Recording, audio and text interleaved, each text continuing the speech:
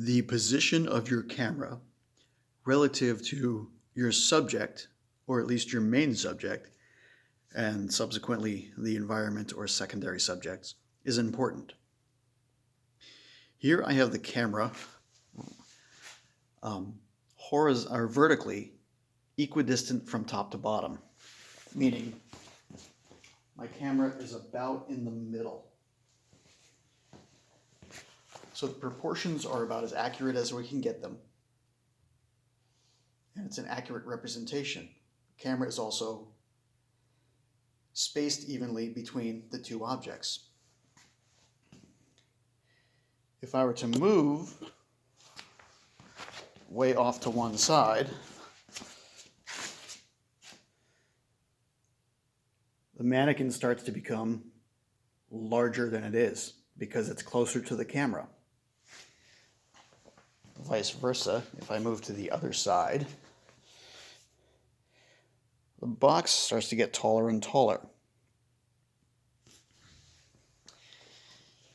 If I were to go up really high, both objects become smaller.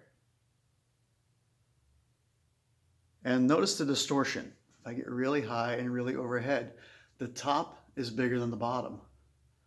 So the top of the box looks bigger than the bottom of the box. The mannequin's head looks bigger than if she had legs. So the legs would get shorter.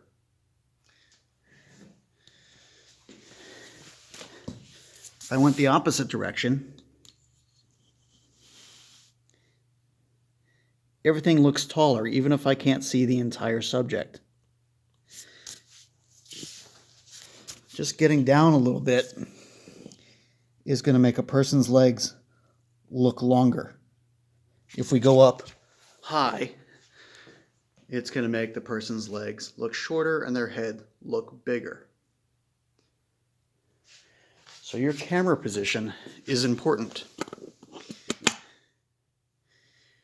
And you can create a lot of implied narrative, a story, and mood just by the position of your camera. If you have a low camera and you're looking up at the subject, it has this implication that the subject is powerful. If your camera is above the subject and you're looking down, there's an implication that the subject is, well, at its extreme, weak or inferior, but at a minimum, less powerful than if your camera was at the bottom.